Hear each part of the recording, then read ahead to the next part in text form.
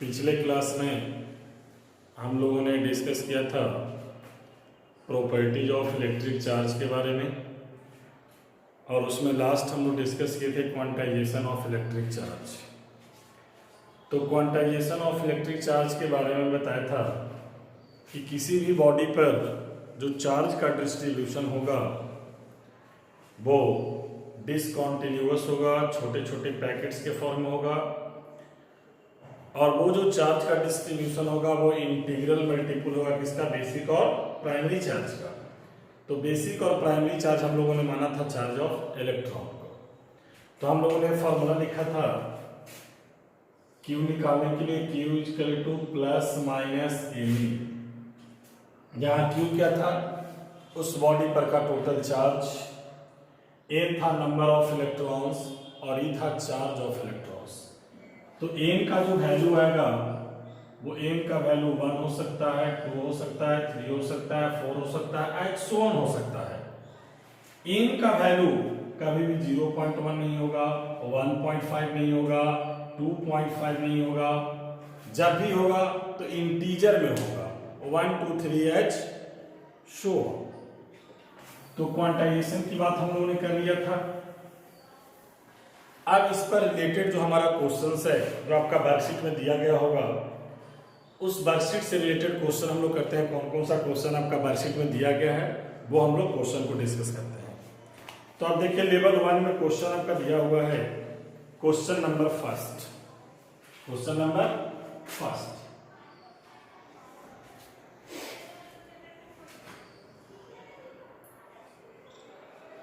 BPS जो है उसका है क्वेश्चन नंबर फर्स्ट है। क्वेश्चन नंबर फर्स्ट कहता है a system has two charges QA 2.5 into 10 to the power minus 7 coulomb and QB minus 2.5 into 10 to the power minus 7 coulomb located at 0 0 minus 15 centimeter and B 0 0 plus 15 centimeter respectively. What is the total charge of this system? अब यहाँ देखिए, आपका ये किसा charge निकालने के लिए तो दो आप बताए हैं, एक बताया है क्वांटाइजेशन ऑफ इलेक्ट्रिक चार्ज और दूसरा एडिटिविटी ऑफ इलेक्ट्रिक चार्ज। तो यहाँ कोई इलेक्ट्रॉन्स वगैरह की बात नहीं कर रहा है, कोई नंबर इलेक्ट्रॉन का दिया हुआ नहीं है। तो हम लोग फॉर्मूला कौन इस्तेमाल करेंगे, एडिटिविटी ऑफ इलेक्ट्रिक चार्ज। क्योंकि बहुत सारा चार्ज अगर दिया हुआ रहे, बहुत सारा चार्ज अगर दिया हुआ रहे और उसके द्वारा अगर पूछे कि टोटल चार्ज कितना है, तो क्या लगाएंगे, एडिटिविटी ऑफ इलेक्ट्रिक चार्ज। तो देखिए क्वेश्चन कहां से हमारा है, एडिटिविटी ऑफ इलेक्ट्रिक चार्ज से।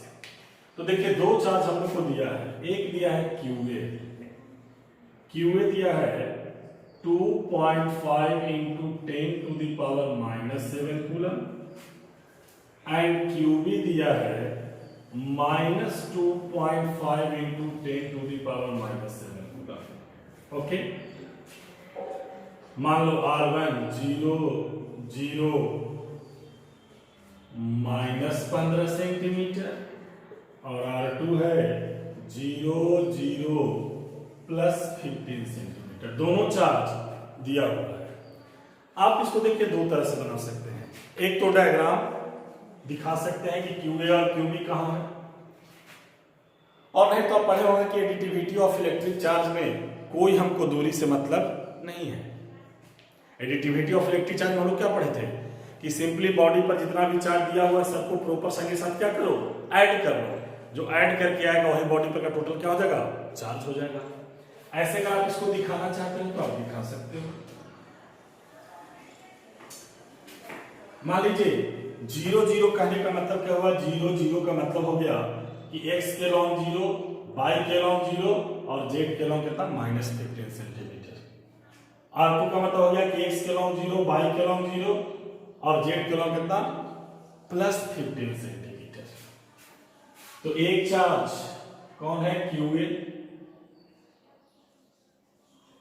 ये हो गया 2.5 into 10 to the power minus 7 coulomb, और दूसरा चार्ज हो गया QB minus 2.5 into 10 to the power minus 7 coulomb. इसकी दूरी दिया है, हाँ ध्यान देंगे, ये हो जाएगा क्यू बी, ये हो जाएगा क्यू ए, क्योंकि दूरी इसका माइनस में दिया है। तो ये देखिए, ये हो जाएगा -15 सेंटीमीटर और ये हो जाएगा +15 सेंटीमीटर। तो कहता है कि इस बॉडी पर का टोटल चार्ज बताओ। तो टोटल चार्ज Q बराबर QA प्लस -QB, या सिंपली लिख दीजिए QA प्लस कितना QB। तो QA दिया है कितना -2 QA है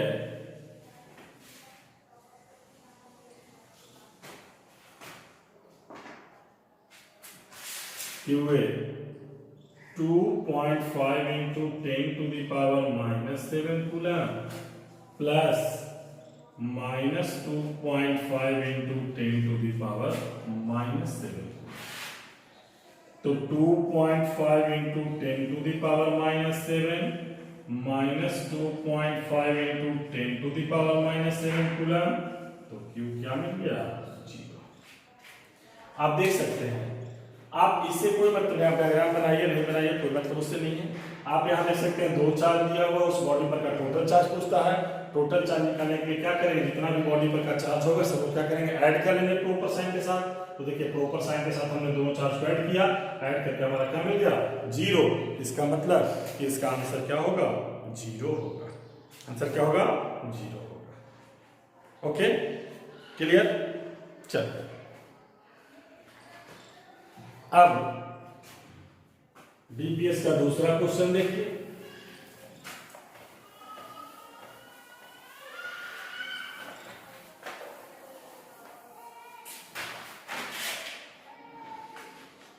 कहता है ए polythene piece is rubbed with wool and it has been found to acquire a negative charge of 3 into 10 to the power -7 coulomb. How many electrons are transferred from wool to polythene piece? Each their transfer of mass from wool to polythene, if yes, how much? देखिए कहता है कि एक polythene piece को रब किए वूल के साथ, rub with wool and it has been found to acquire, wool acquire क्या नेगेटिव चार्ज कितना 3 into 10 to the power -7 coulomb का। तो बता कितना नंबर ऑफ इलेक्ट्रॉन्स का ट्रांसफर होगा।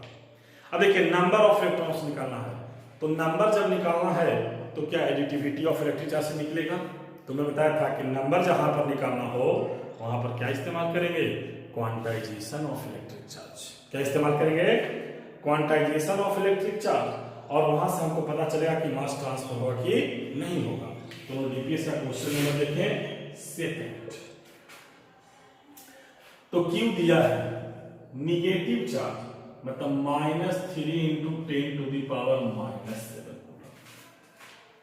How many electrons n equal to what, E पता है -1.6 into 10 to the power -19 coulomb electron पर का चार्ज। तो यहां से देखिए Q बराबर हो जाएगा Ne, तो N बराबर हो जाएगा Q by E, क्योंकि नंबर ऑफ इलेक्ट्रॉन्स पूछ रहा है। तो Q हमको दिया हुआ है -3 into 10 to the power -7 coulomb, और यहां हो जाएगा -1.6 into 10 to the power -19 coulomb. Minus से माइनस खत्म, कूलम से कूलम खत्म। तो 3/1.6 इंटू इधर चला गया 10 to the power 12। तो ये हो जाएगा कितना, इसको कर दो 30/16 इंटू 10 to the power 12। यहां से पॉइंट हटा दो तो 0 पर चला गया। तो ये हो जाएगा 15, ये हो जाएगा 8।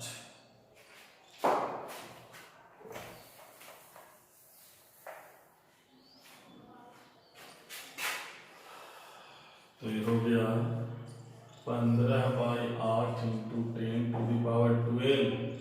तो 8 का 8 है, बच गया कितना 7, 70, 88, 64। इंटू 10⁻²। देखिए नंबर ऑफ इलेक्ट्रॉन्स मिल गया 1.87 इंटू 10⁻²। अब दूसरा पार्ट में कहता है is there transfer of mass from wood to polythene. तो देखिए आपको पता होना चाहिए कि इलेक्ट्रॉन पर मास होता है 9.1 into 10⁻31 kg।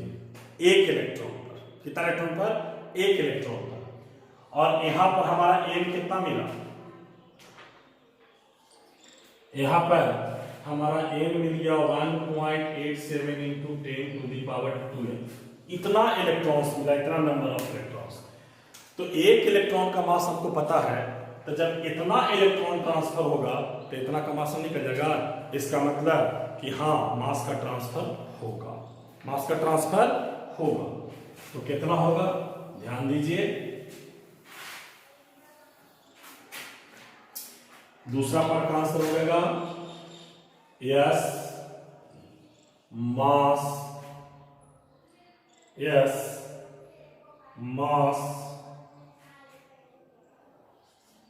from wool to polythene.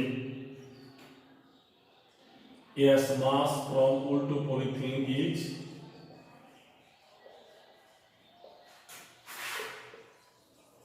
Transfer. कितना मास ट्रांसफर होगा? तो मास ऑफ इलेक्ट्रॉन पता है, मास ऑफ इलेक्ट्रॉन होता है 9.1 इंटू 10⁻³ kg। तो total mass transferred equal to 9.1 into 10⁻³ और एन हमारा आया हुआ है, एन है 1.87 इंटू 10⁻²। क्योंकि एक इलेक्ट्रॉन का मास इतना और हमारे पास नंबर ऑफ इलेक्ट्रॉन कितना है 1.87 इंटू 10⁻²। तो 1.87 इंटू 12 से मल्टीप्लाई कर देंगे तो टोटल मास हमारा आ जाएगा। तो टोटल मास आपका आ गया कितना? 1.706 इंटू 10⁻⁻। इतना मास ट्रांसफर होगा वूल से कहां? पॉलीथीन पर। अब यहां ध्यान देंगे कि क्वेश्चन आपका पूछा हुआ भी है 19 में 2019 में ऑब्जेक्टिव में क्वेश्चन पूछा था कि जब किसी बॉडी से इलेक्ट्रॉन का ट्रांसफर होगा तो मास अनअफेक्टेड होगा, मास डिक्रीज करेगा, मास इंक्रीज करेगा, नन ऑफ दिस। तो देखिए कहीं भी इलेक्ट्रॉन का ट्रांसफर होगा तो इलेक्ट्रॉन के पास मास है तो अपने साथ वो मास को कैरी करेगा। तो जिस बॉडी से इलेक्ट्रॉन निकल रहा है उसका मास क्या करेगा? डिक्रीज करेगा। और जिस बॉडी से जाकर के अटैच करेगा वहां मास क्या करेगा? इंक्रीज कर जाएगा। ओके, तो दो क्वेश्चन आपका था। अब तीसरा क्वेश्चन से शुरू होता है कूलम्ब्स लॉ का। तो कूलम्ब्स लॉ का अगले क्लास में हम डिस्कस करेंगे। और एक क्वेश्चन लिखते हैं, समझ में आ गया होगा।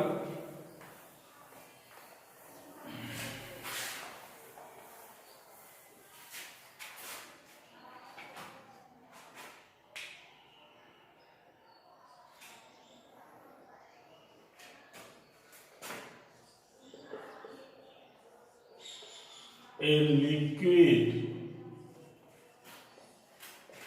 drop has a liquid drop has 20 excess electrons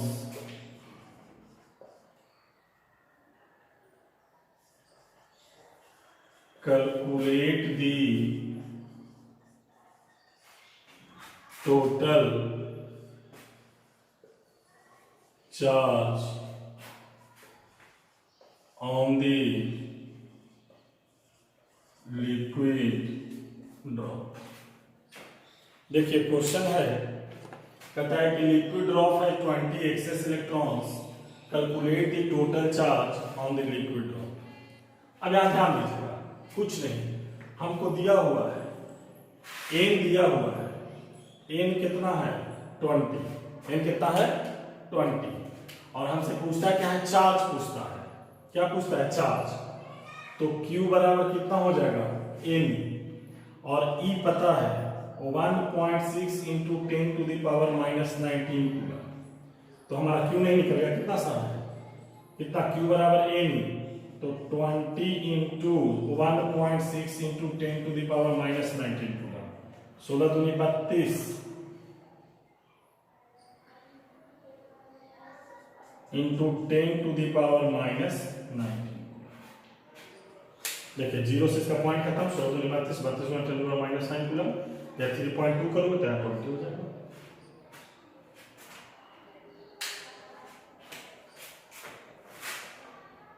और 0 से खत्म, 3.2 इंटू 10 टू द पावर -18। तो देखिए हमको यहाँ ध्यान देना है, एन हमको दिया हुआ है और हमको क्यू पूछ रहा है, तो हमारे पास कोई ऑप्शन है नहीं, क्यू दिया है, एन दिया है, क्यू पूछ रहा है, तो एक ही है quantization of electric charge. Q बराबर कितना, एन, एन दिया हुआ है, इलेक्ट्रॉन पर का चार्ज पता है, तो बॉडी पर का टोटल क्या निकल जाएगा, चार्ज निकल जाएगा। अब देखिए नेक्स्ट क्वेश्चन, जितना भी टॉपिक पढ़ाए थे उससे रिलेटेड सारा क्वेश्चंस है, फिर कूलम्स लॉ पढ़ाएंगे, उससे रिलेटेड क्वेश्चन होगा।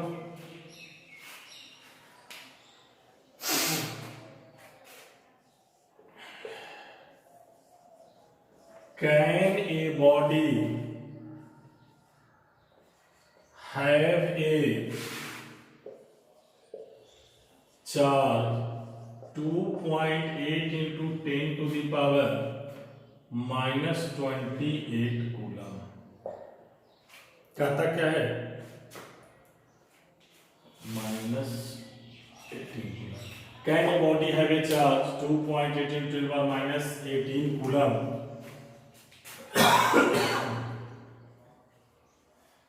Justify your answer. देखिए क्वेश्चन क्या कहता है कि किसी बॉडी पर 2.8 into 10 to the power -18 coulomb का चार्ज हो सकता है कि नहीं। तो इसके बारे में पता करना है, can a body have a charge, क्या किसी बॉडी पर 2.8 इंटू 10 टू पावर -18 कूलम का चार्ज हो सकता है या नहीं हो सकता है। तो ध्यान दें कैसे इसको बात करें, कैसे इसको हम लोग हैंडल करेंगे, तो जरा ध्यान देंगे, इंक जरा डाल लें। तो देखिए जब भी हमसे क्वेश्चन करे कि क्या बॉडी पर चार्ज होगा इतना कि नहीं होगा, बॉडी रख सकता है कि नहीं रख सकता है, तो इसके लिए हम लोग करेंगे क्या कि देखिए Q तो हमको दे दिया है, हम लोग यहां से फाइंड आउट कर लेते हैं एन मतलब नंबर ऑफ इलेक्ट्रॉन्स। और हम लोगों ने पढ़ा है कि एन का जो वैल्यू होगा वो इंटीजर होगा, एन का जो वैल्यू क्या होगा, इंटीजर होगा, वो फ्रैक्शन में नहीं होगा। मतलब एन का जो वैल्यू आएगा 1 आएगा, 2 आएगा, 3 आएगा, एच सो ऑन आएगा। तो जब हम लोग देखते हैं कितना होता है, तो जरा यहां ध्यान दीजिए, हमको Q दिया हुआ है 2.8 into 10 to the power -18 Q दिया है, E हमको पता है 1.6 into 10 to the power -19 coulomb. तो Q बराबर हम लोगों ने पढ़ा है N, तो N बराबर हो जाएगा Q बटा में E, और Q दिया है 2.8 into 10 to the power -18 coulomb, ये हो जाएगा 1.6 into 10 to the power -19। Okay, अब ध्यान देंगे, पॉइंट से पॉइंट खत्म कर दो, तो ये हो जाएगा 28/16, और ई चला जाएगा ऊपर, तो 19 में चला जाएगा 18 इंटू कितना 8, तो ये हो जाएगा 8 और ये हो जाएगा 5, ये हो जाएगा 4 से 7, ये हो जाएगा 2, तो ये हो जाएगा 35/2, 35/2।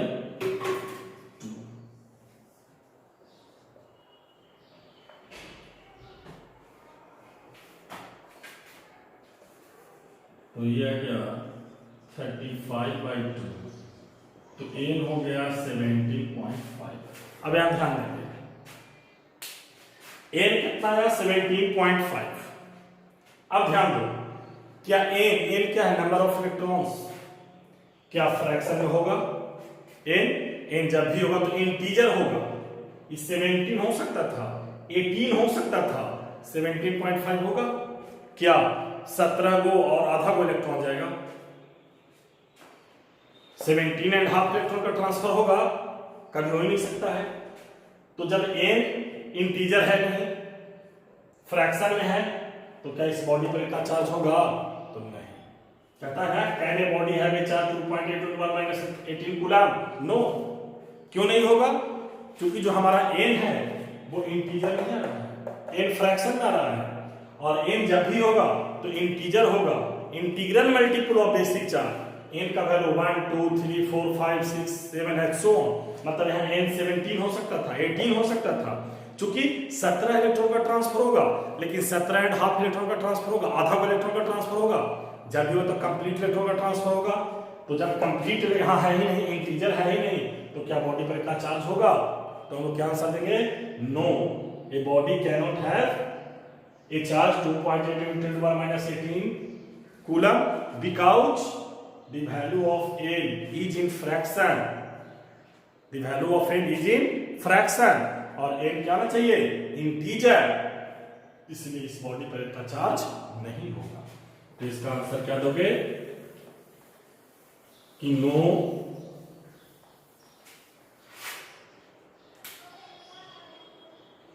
No, a body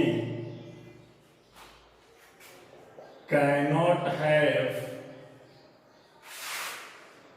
a charge of 2.8 × 10⁻18 coulomb because the value of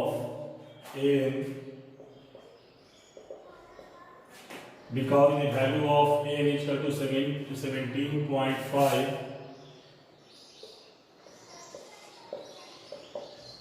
this is not integer.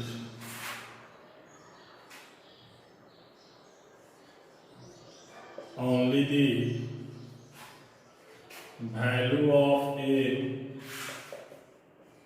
is an integral, only the value of n is an integral, only the value of n is an integer। तो एक का जो value चाहिए integer होना चाहिए, integral multiple होना चाहिए। n का वैल्यू 17.5 हो गया, इसका मतलब कि बॉडी पर उतना चार्ज नहीं होगा। ओके, तो 4 क्वेश्चन हम लोग बनाए चार्ज से रिलेटेड, ठीक है। अब हम लोग इसमें एक बात कर लेते हैं, डिस्कस। हम लोग चार्ज एंड मास के बीच में जरा कंपैरिजन करने की, चार्ज और मास में क्या कंपैरिजन है, जहां पर हम लोग डिस्कस कर रहे हैं comparison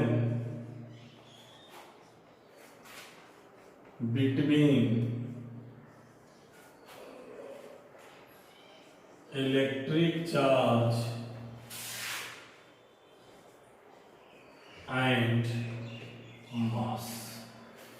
electric charge and mass के बारे में हम लोग डिस्कस कर रहे हैं। तो एक तरफ हम लोग लिख दे रहे हैं इलेक्ट्रिक चार्ज और एक तरफ हम लोग लिख रहे हैं मास। एक तरफ उन्होंने लिखा इलेक्ट्रिक चार्ज, एक तरफ उन्होंने क्या लिखा, मास। तो पहली बात,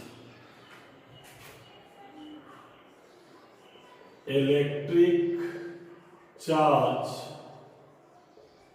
में बी पॉजिटिव और निगेटिव। चार्ज पॉजिटिव भी हो सकता है, चार्ज निगेटिव भी हो सकता है। Mass of a body is always positive. लेकिन किसी बॉडी का मास ऑलवेज क्या होगा, पॉजिटिव होगा, वो कभी भी निगेटिव नहीं होगा। दूसरी बात,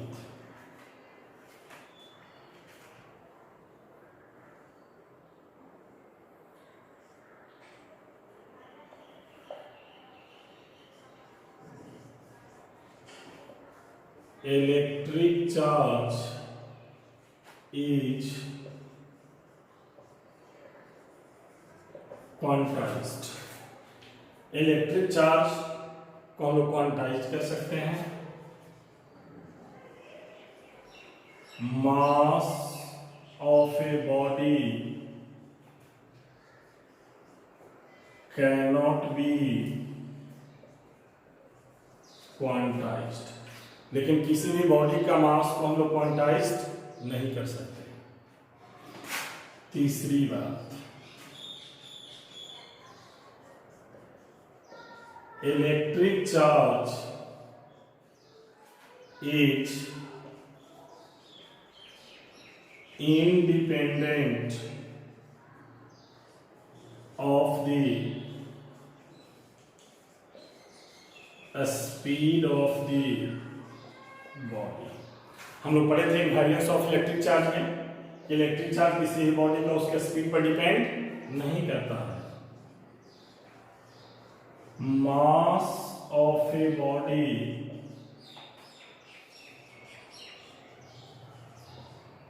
डिपेंड्स अपॉन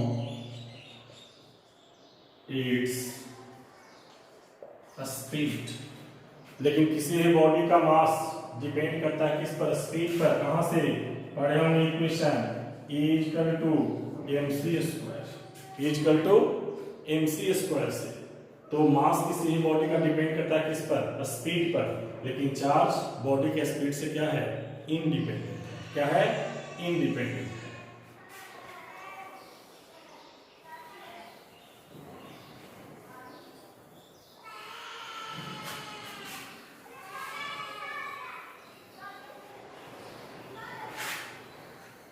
चौथी बात,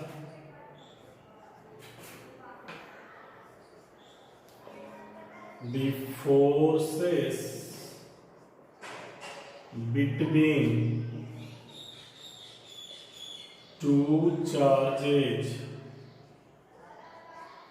the forces between two charges is may be attractive or repulsive. दो चार्ज के बीच लगने वाला फोर्स या तो अट्रैक्टिव नेचर का होगा या रिपल्सिव नेचर का होगा। अट्रैक्टिव होगा कब, जब अनलाइक चार्ज हो जाएगा, और रिपल्सिव का होगा जब दोनों लाइक होगा। लेकिन यहां क्या होगा, फोर्सेस बिटवीन टू मासेस और two body is always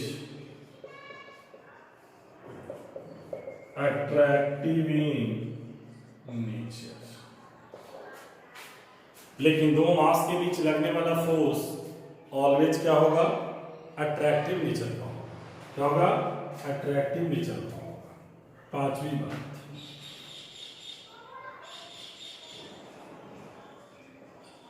charge cannot exist without mass। Charge कभी भी मास के बिना एग्जिस्ट नहीं करेगा। mass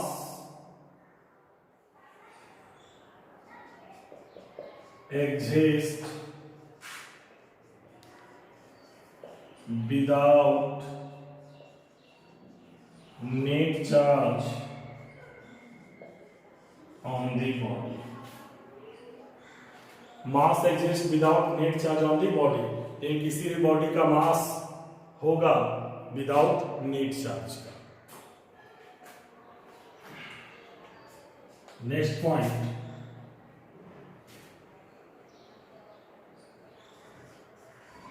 when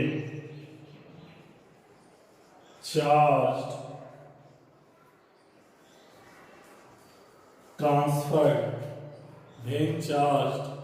transferred the mass of the body changed। अगर चार्ज ट्रांसफर होगा तो बॉडी का मास क्या होगा, चेंज करेगा। लेकिन when mass of the, या सिंपली आप लिख सकते हैं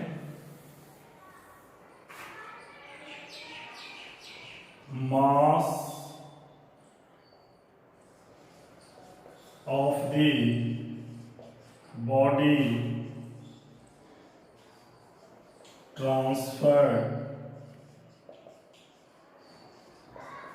without the change of charge. लेकिन किसी भी बॉडी का मास ट्रांसफर हो सकता है बिना चार्ज का। तो ये इलेक्ट्रिक चार्ज और मास में हम लोग कंपैरिजन कर लिए। और हम लोग अभी जो डिस्कस किए थे, अगला जो क्लास हम लोग डिस्कस करेंगे, जो कल नेक्स्ट वीडियो आपको जाएगा, Coulomb's law, very very important, सबसे बेसिक लॉ है इलेक्ट्रोस्टैटिक्स का। पूरा खेल इलेक्ट्रिक फील्ड, इलेक्ट्रिक पोटेंशियल सब बेस्ड है किस पर, कूलम्ब्स लॉ पर। आप लोग 10th क्लास में कूलम्ब्स लॉ पढ़े भी होंगे। तो जैसे जैसे हर टॉपिक पर क्वेश्चन आते चला जाएगा, मैं बताते चला जाऊंगा। अभी तक 2 क्वेश्चन था, मैं 4 क्वेश्चन करवाया हूँ, इसको देखना है। कुछ बच्चे का था भी कि सर 2 नंबर का आंसर क्या होगा, 3 नंबर का आंसर क्या होगा। हर क्वेश्चन का सॉल्यूशन हम बोर्ड पर देंगे, इसलिए आपसे जितना बनता है बनाइए, नहीं बनता है यहाँ बोर्ड पर सॉल्यूशन देंगे। उसके बाद नहीं समझ में आता है तब कमेंट कीजिए। ओके, तो आज का क्लास यहीं तक। Thank you very much.